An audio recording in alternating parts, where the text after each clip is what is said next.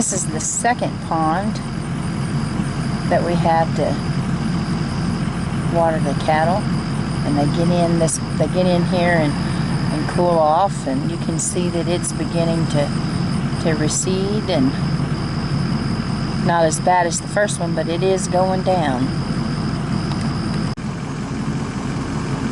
What you're looking at right now, guys, is Cedar Creek, and you can see just a little bit of water in some little pools right there, and then we've got all of this that's dried up,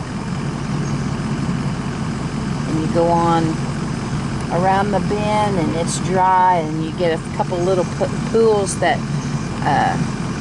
have a little bit of water in them, and so that's what I kind of want to talk about today. Hey everybody, it's Josie. Welcome back to Cedar Creek Homestead. I hope you guys are having a wonderful day.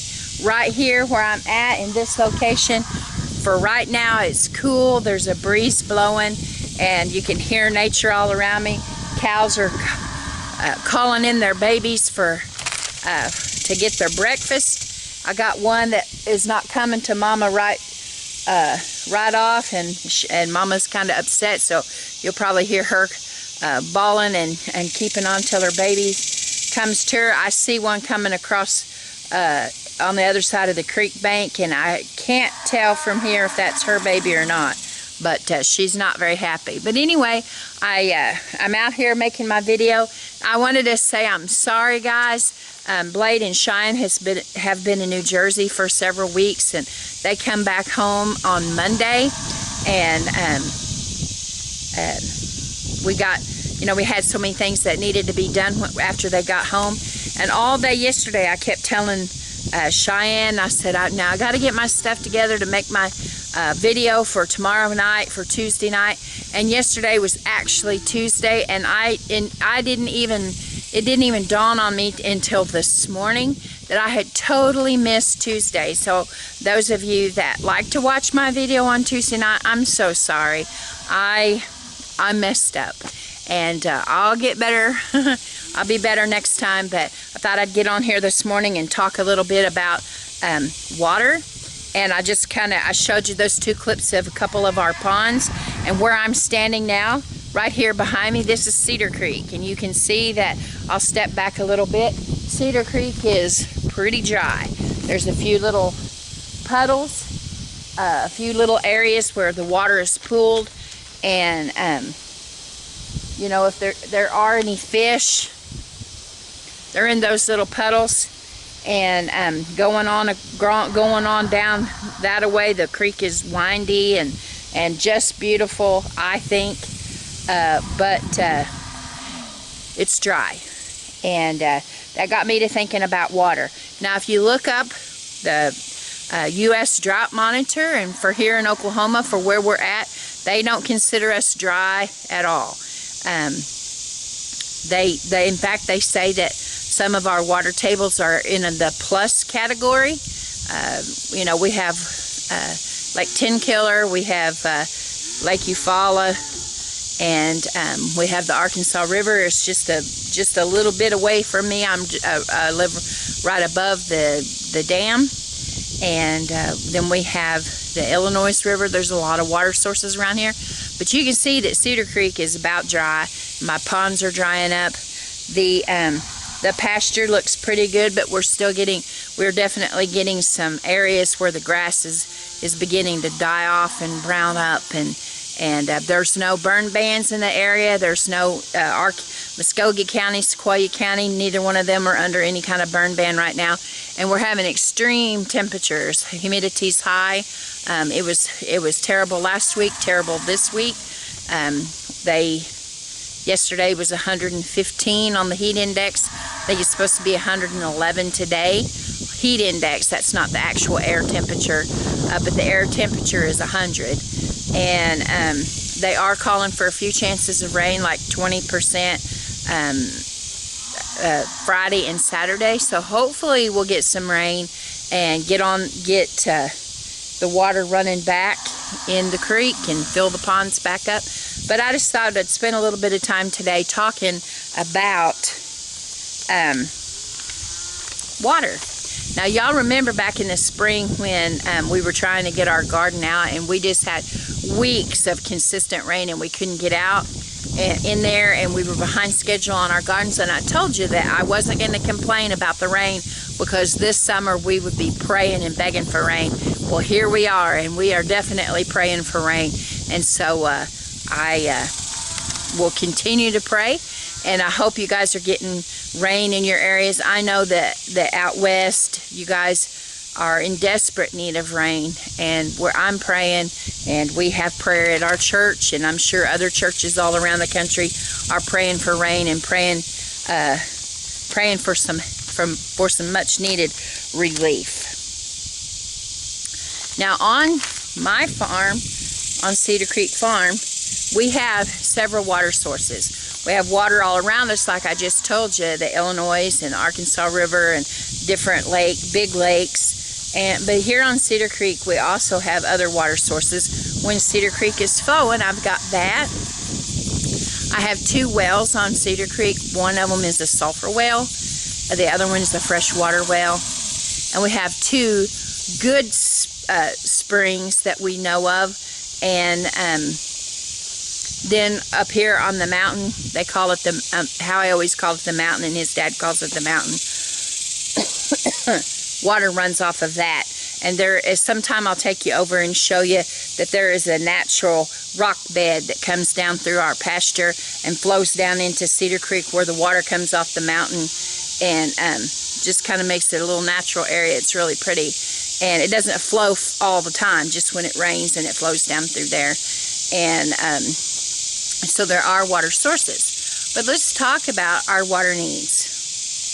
Now for me, on the farm, and some of you others that live on farms and homesteads, water is a vital thing, not only to you, but to your animals. And so if I don't get any rain, and the creek is already dry, the ponds are going that way, I'm going to have to start bringing out more stock tanks.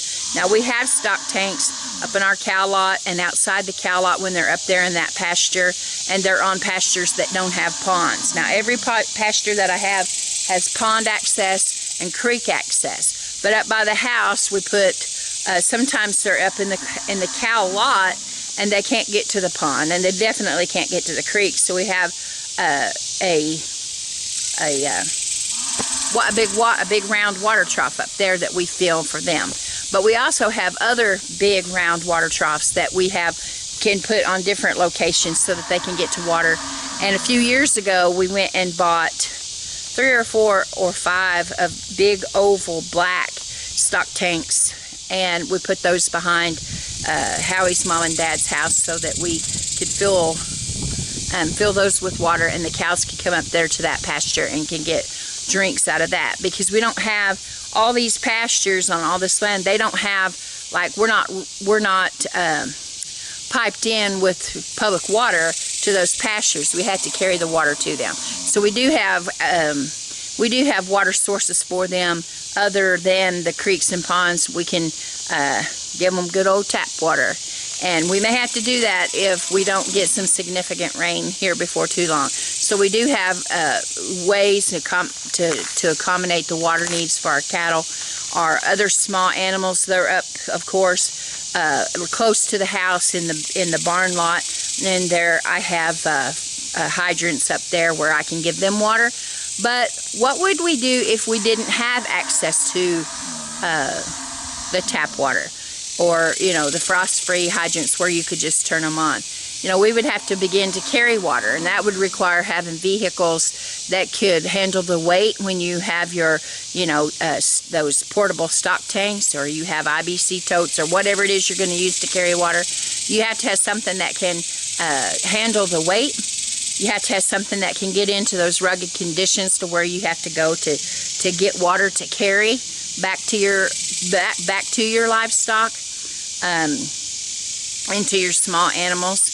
We, you could think about putting water catchment on your shops and your sheds and your barns, And our area doesn't have a restriction on that. I know some of you live in areas of the country that they don't allow you to do that.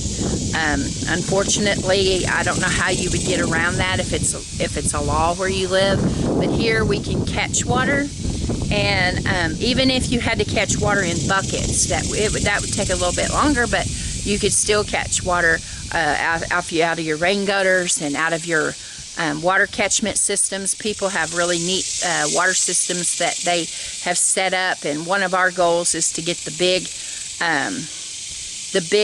black water. One of our goals is to get the big water tanks, the big black ones. They have them at, I'm sure they have them at different places. Where we saw ours at was at Tractor Supply. We've been pricing them out where we could set them in a permanent location and have access to water. You know, as we catch water, fill those tanks, and you know, the ones that are up by the garden, we would have smaller where that the animals, we could catch for the animals, and we could catch and use for the garden as well. One of our wells is up by the garden. It's the sulfur well, and I don't personally enjoy drinking sulfur water, but if that's all that you had, I mean, you can't live without water 3 days, and you have to have water, so I would have to suck it up, Buttercup, I guess, and drink the water. But anyway, one of those wells is up by the garden, and so we could use that to water our garden. So we have some options, some good options here on Cedar Creek. But you need to go ahead and examine your own situation, where you're at, where your water supply comes from. What if your city, your public water was off? Where are you going to get your water? Do you have water stored? They say that you need a gallon per person per day for drinking and for hygiene. And so, you know, that takes up room storing that water. And how are you going to store that water? Are you going to store bottles of water, like the drinking bottles of water? Are you going to store gallons of water? Are you going to store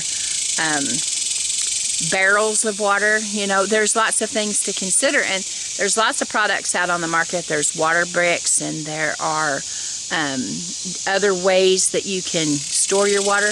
I would say don't try to reuse milk, you know, your milk jugs and things like that. They're just not a good system for storing your water long term.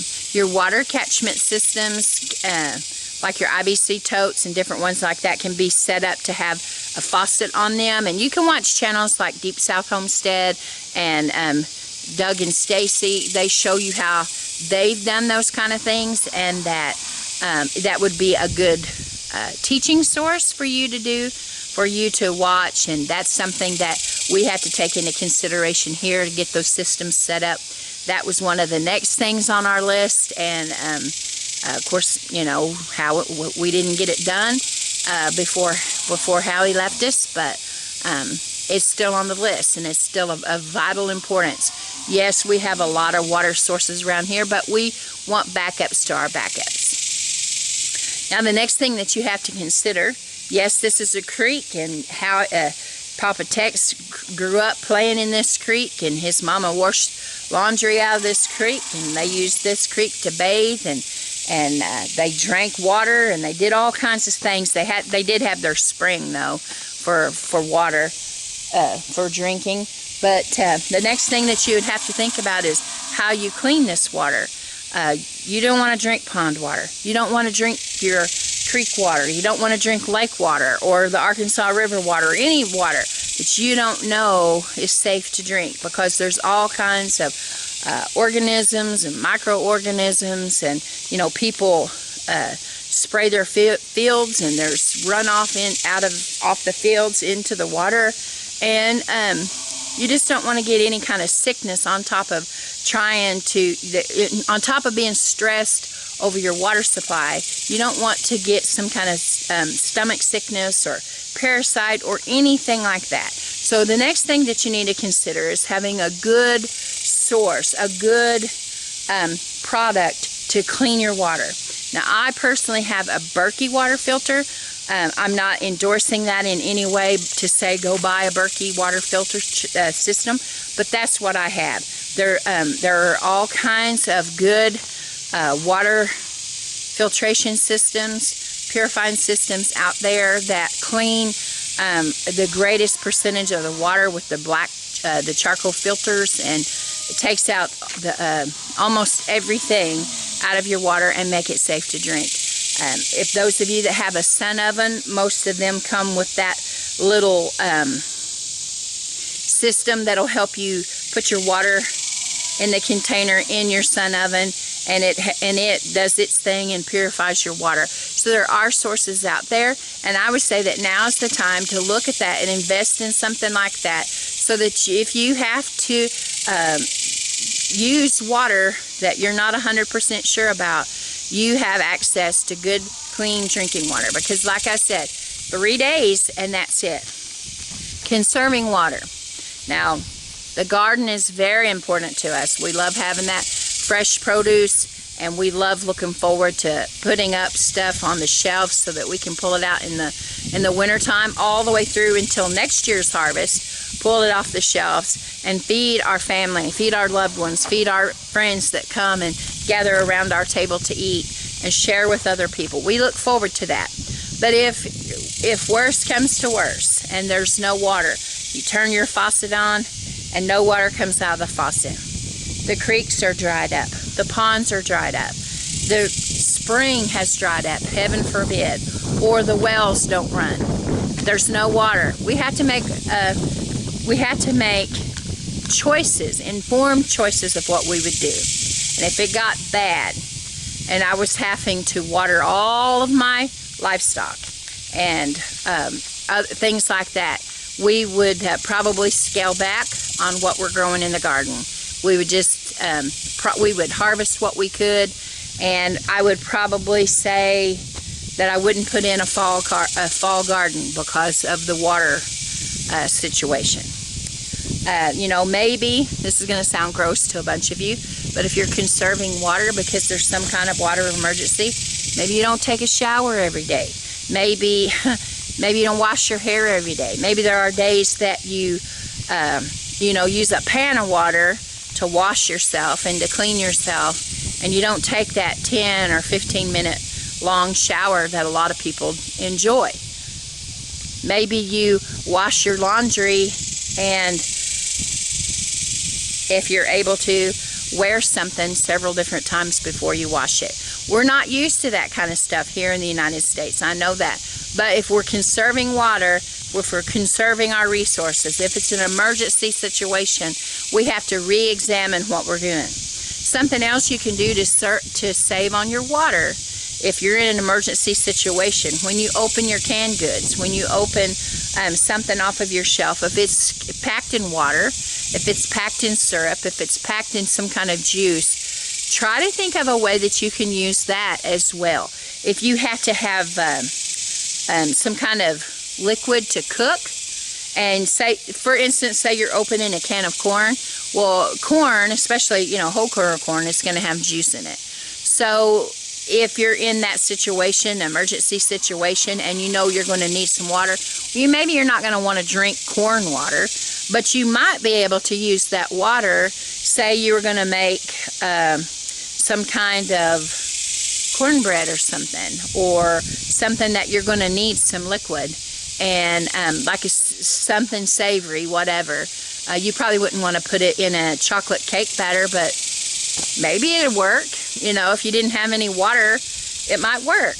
And so just try to think of ways that you can reuse that liquid in an emergency situation. And maybe, who knows, maybe it would pay us to try that once or twice when there's not an emergency, just to see if it works, so that when there is the emergency, we're not in a panic because we don't know what we're going to do. Same thing with draining off fruit. If you're going to serve fruit for a meal, or you're going to make a cobbler or something. Well, if you're going to open, say you have some canned fruit, save that juice, save that pineapple juice, save that apple juice, save those juices and use those in some way. Maybe you use it as part of of a fruit mix of some kind, or something just to stretch and have a way that your family can have something in the emergency and you're not using the vital water that you need. You know, there's all kinds of ways that we can conserve. And you know, sometimes we have to pull ourselves up by the bootstraps and say, you know, we're a big kid, we're going to deal with it the best way we can. And if that means that we can't shower every single day, we have to conserve some water. You know, you can wash your hands and you can have clean hands while you're eating your supper, but you may not be able to really soak in that tub good old hot bath water to soak your troubles away. You might just have to suck it up. We have 2 springs here on Cedar Creek, and in 2 different locations entirely on the farm. And one of the springs at one time actually was pumped up, the water was pumped up to Howie's house that he had when he was a little boy. And we've discussed being able to do something with that again and use that fresh water. I would like to see in the future building a spring house around that spring and having like a little tank, like a concrete tank, cement tank, whatever you want to call it, to where you could, in an emergency situation, cool down your milk and your stuff that needs to stay chilled. It's not going to keep meats long term, nothing like that, but your milk and your butter and your cheese, that kind of stuff, that if there was no electricity, you could use that water coming out of that spring to chill that stuff, or keep your water in a crock and keep it in there so it's nice and cool. Water's important, y'all, and I know they say that we're not in a drought here, and I still have green. I can't tell you looking at this pasture that everything is brown, because it's not. We have some green. You can see my trees. The trees are still looking good. We're in no kind of burn ban. The Forestry Service is tracking that, and we don't have any burn bans, but I sure am getting dry here on Cedar Creek. I hope I gave you guys something to think about, some things to ponder, not just to sit down and worry and fret and wring your hands. That's not my intentions at all. My intentions is just to draw attention to something that could possibly happen to us one day, where we had an emergency situation with our water, and it was something that we needed to really give our attention to now, so that in that stressful situation we can say, we've taken care of it, we've got it. Thank you, Lord, for giving us the insight and the wherewithal to plan ahead. That's what we need to do, is plan ahead. So y'all go work on your water, check it out, see what kind of setup you've got. I have some work here to do at Cedar Creek. I've got my my Berkey filter, I've got water sources, but I still need to work on water that if those water sources went out, backups to my backups to my backups. So I'm going to be working on my water catchment and some other things, getting them into place so that we're good here, so that we can make sure that not only us, but our animals that we're responsible for, and our crops and our gardens all do well. Well, guys, this is Josie. I love you. I really do. Oh, thank you, Lord, for this breeze. And until next time, we're gone.